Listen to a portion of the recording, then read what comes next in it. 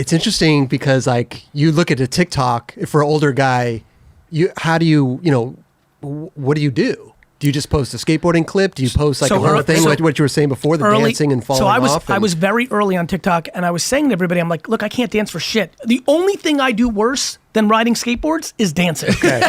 So I was like, I'm not going in there and being Charlie D'Amelio. I'm going to be Gary Vee. I'm going to put out business content. I'm going to know that it's young kids. So the words, I mean, I curse like a crazy guy, but not the cursing. But what I was saying, things like, hey, when your parents are telling you this about English class, this is so it'd be different than I would put on LinkedIn or Twitter. And so I knew the age group was different. So the content was contextual, but I was still me. Mm-hmm. Right. You have to be authentic. Right. What if you can't dance? You're not going to dance. Sure. Yeah. Like it's not like now. It could be funny. Well, to that, by the way, to that point, the occasional off the beat ironic, the occasional escapism, just random. I actually want to do like, me and my team talk a lot about like TikTok giving me the freedom to like I'm so focused on providing value.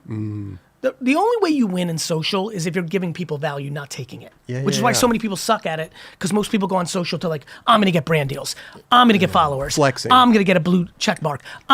It's the only way you win in social is I'm gonna give. Now that giving might be you're funny on Vine, you're King Batch, and you're funny. That's escapism, right? It might be that you're attractive, you're a model. That's value.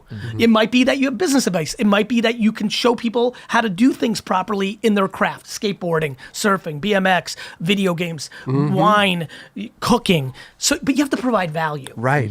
Even an organizing video. So for me, a lot of the Gary Vaynerchuk, like who I am as a human, has never come natural to me because I don't see that as providing value. But humor or silly stuff, like I like blueberries or things of that nature, when I sneak into humor, I see that as escapism value. That's why I value Richard Pryor, because when I'm feeling anxious or stressed because a lot's going on with work, I can put in a stand-up and I can laugh for 14 minutes or an hour, and I'm not thinking about movies provide value. This is why movies, music, stand-up, TV shows are so important in our society. People need escapism to get out of the stress that they're feeling day to day, and they need their brain to go to a different place, and that's why we value it.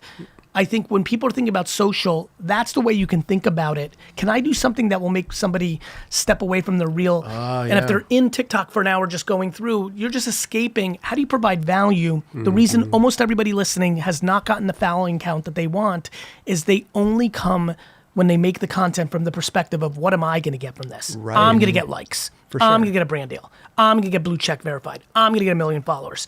That's why people lose. I can see that.